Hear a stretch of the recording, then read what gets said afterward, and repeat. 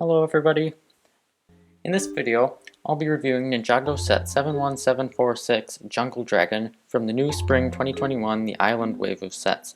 This set contains 506 pieces with 4 minifigures and retails in the US for $40. I just want to let you all know that this video will contain spoilers for the island, so if you want to avoid spoilers, I suggest you don't watch any further. Now, with that out of the way, let's get right into it. To start things off, let's take a look at the box art. Unfortunately, somewhere on its way to our house, our copy of the set got damaged a little, and that sucks, but even in the speed up state, it's undeniable that the box art is absolutely gorgeous. I honestly think this wave's packaging is one of my favorites in Ninjago's history. I love this almost Polynesian looking art on the side here, depicting what I assume is Wojira, and then it fades into these wave patterns behind. The background art is pretty great too. It matches up well with the island in the show. You can even see some of that purple-pink lightning there streaking the background. That's great. The back of the box shows off more of the build and the functions. Nothing too special. You can see over here though that the box makes use of these perforated functions, so you can open it with your fingers. And I think that's a bit unusual with a box of this size. So I don't know. Still neat though. The key item of this wave is the Storm Amulet, and that's a really nice piece.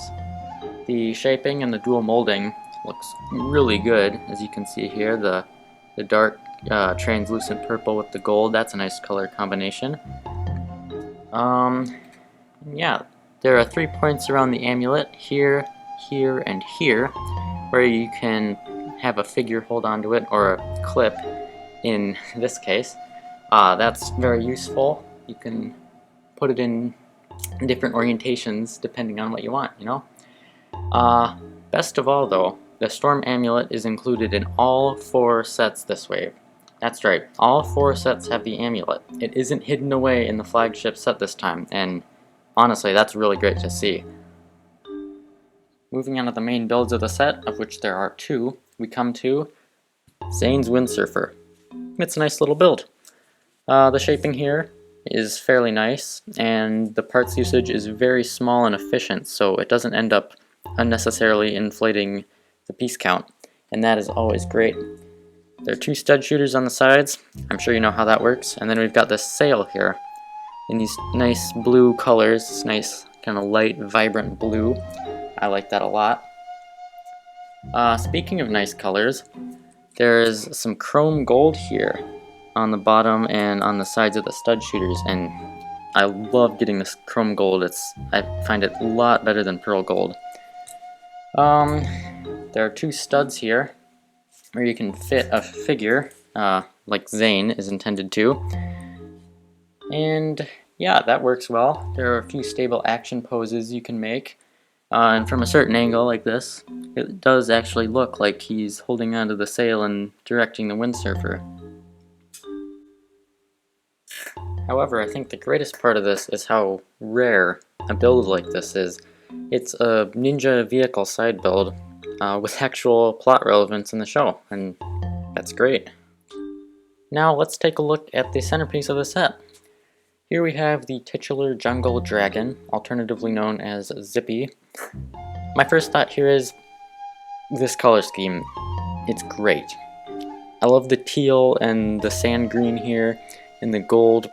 As far as Ninjago Dragon color schemes go, it's a very unique idea, and it works incredibly well.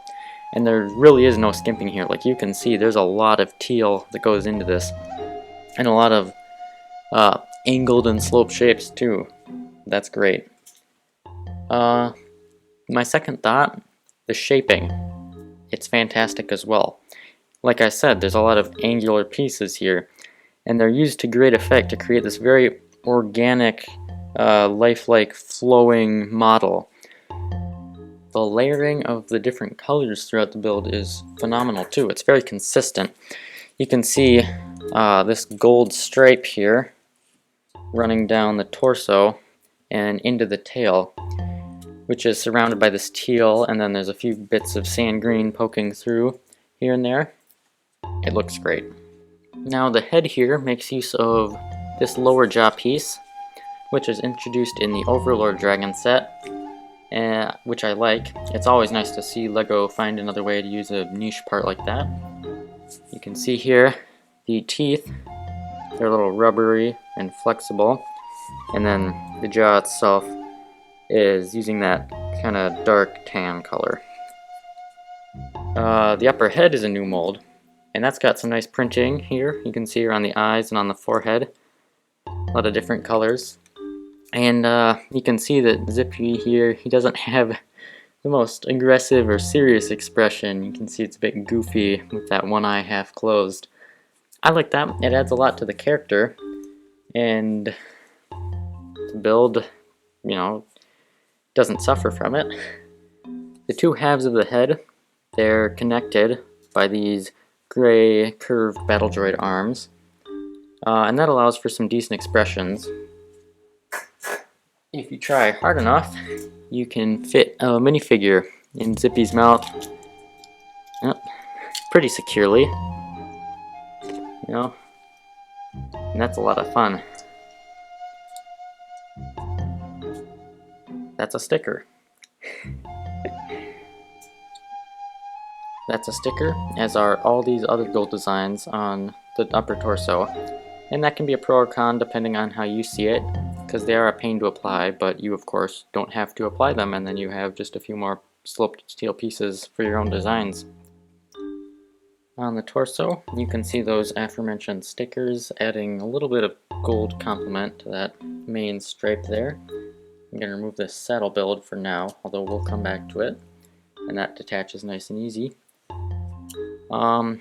Yeah, like I said, there's a lot of nice organic shaping here, complementary to the slope pieces like here and here and here. You know, that's really great. Now there are two small spindly wings here, and if I'm being honest, this is maybe the only part of the set that I don't really like.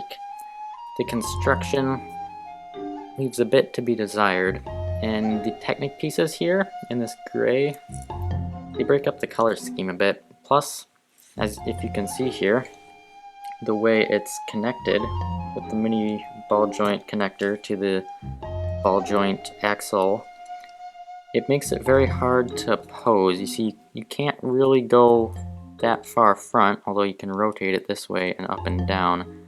But if you want like wings out, this is about as far as you can go, and that sucks a little bit.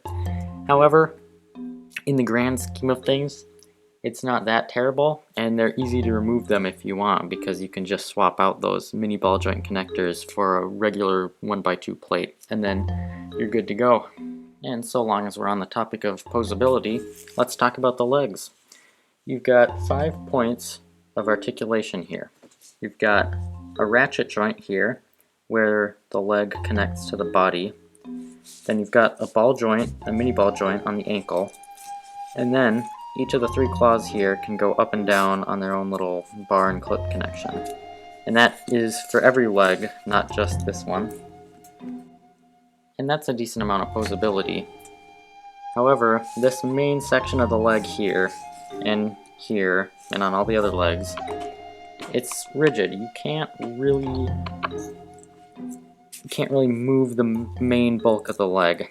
So once again, the posability is limited, but that's the cost for this great flow and organic shaping. So overall, as someone who prefers display to play when it comes to LEGO these days, I'm fine with it. Another detail to note is that there are these gunmetal ingots here on each of the legs, and then there's even a chain on the front left leg. And I would assume this implies shackles, guess hinting that Zippy was held captive by the keepers at some point. And my best guess is this was a scrapped concept of some sort, because of course this was never in the show. It still is a nice touch though, and it adds a little bit to the build, so overall it's still pretty good. Here's a look at the back of the torso, as well as the hind legs, which use a slightly different construction from the front, as you can see. They're a bit more bulky, more thigh-like. The back torso uses similar It's a little skinnier, but it uses similar building techniques to the top of the torso. Again, maintaining that nice organic consistency. There's this nice studs not on top building technique here, which I can't fully take off and show you because it's very hard to put back on. But it connects them in this nice hunched over kind of ready to attack way. And I really, really like that. It's nice and dynamic. The tail uses a segmented design.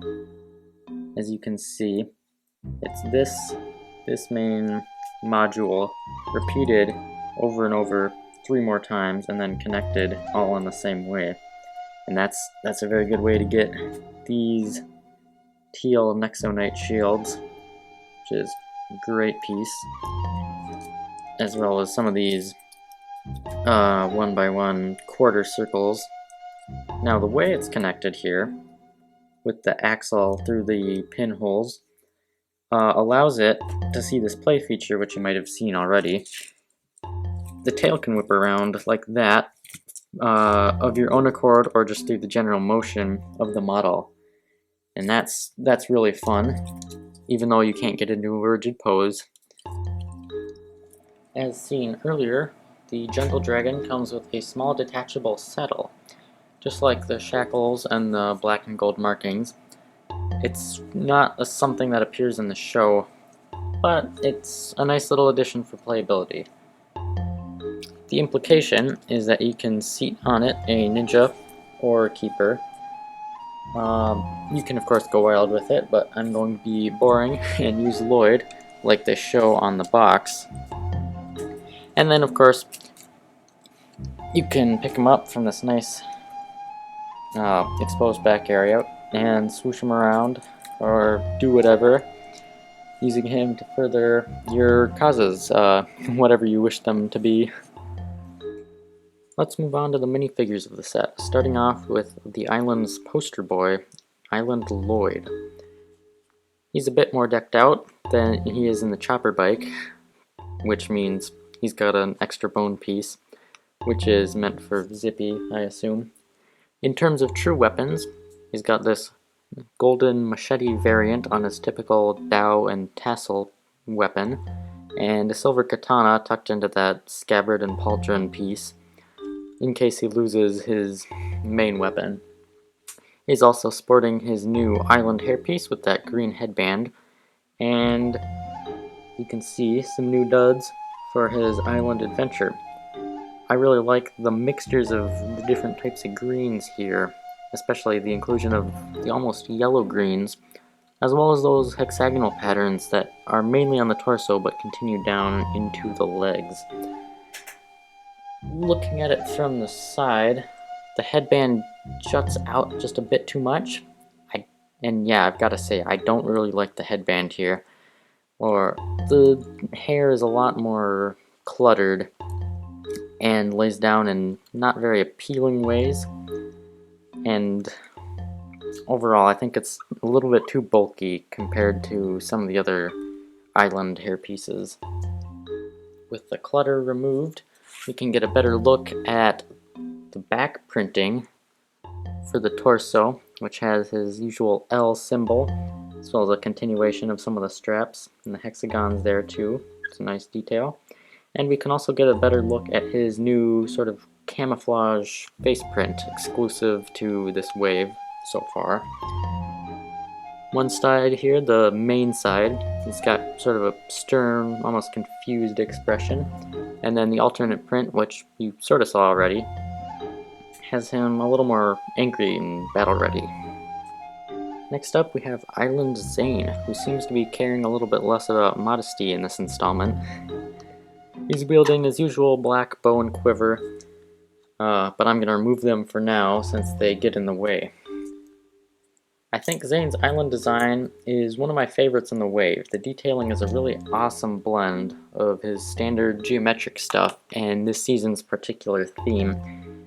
As you can see here, I especially like the cyan belt which he uses, which is a continuation from his Secrets of the Forbidden Spinjitzu outfit. That's a really nice touch. I like the continuity there.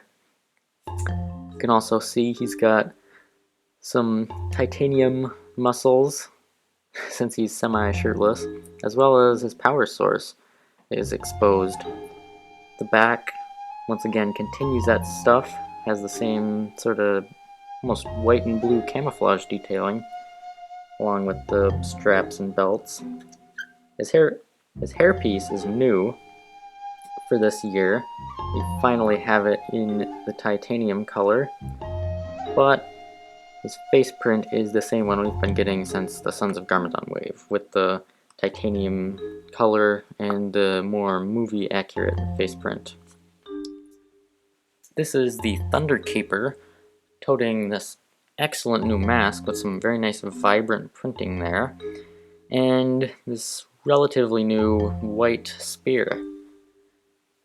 The mask here has some really great printing, as I said before, lots of nice vibrant colors, interplays between the greens and the yellows and the reds.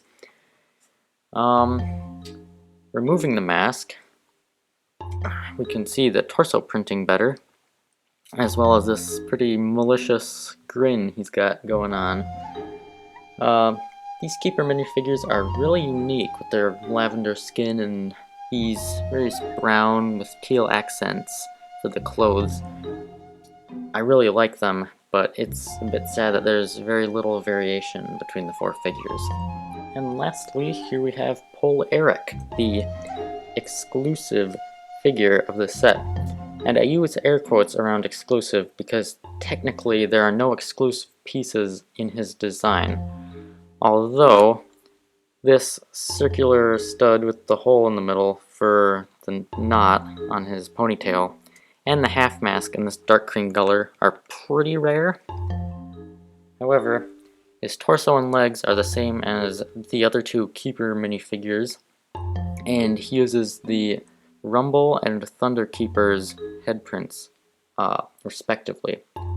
He's also got these two small hook weapons, which are pretty cool, and honestly, he's a lot more intimidating than one would think a two-headed purple ponytail guy would be. Here's a look at the extra parts you get in the set, as well as the sticker sheet. As usual, you have the standard lever for the stud shooter here, as well as some extra ammo. Then of course the various Technic bits you get, and some of the 1x1 circular studs. In terms of minifigure accessories, you've got spares of all of the half masks used in the set. Surprisingly, a golden machete. I didn't think that would warrant a spare. And then your usual silver katana. The best spare pieces, though, are these 4 or 5 teal and chrome gold pieces that you get. It's always nice to have a few extras of those on hand for whatever you need them. For the stickers, you can see there are 9 you've got to apply, with 6 different variations of patterns. Personally, I think it's a bit overkill, but like I said, applying them is optional, so make of that what you will. Here's the instruction booklet. It's fairly standard, with the advertisement for the online instructions down here. The back has your typical Ninjago themed product feedback information. And at the end, there's this advertisement for the entire island line, with, once again, this great Polynesian-styled art that I really, really love. So overall, I am a big, big fan of this set. My only real gripe is that it's hard to pose, and the wings are a little off-putting. But beyond that, I think whoever worked on the set just knocked it out of the park. For $40, I think what you're getting is a decently good deal. And I'm going to give the Jungle Dragon an 8 out of 10. I highly recommend it. Well, that about does it for this review. Hope you found it enjoyable or informative, and if you did, please subscribe and leave a like. Goodbye!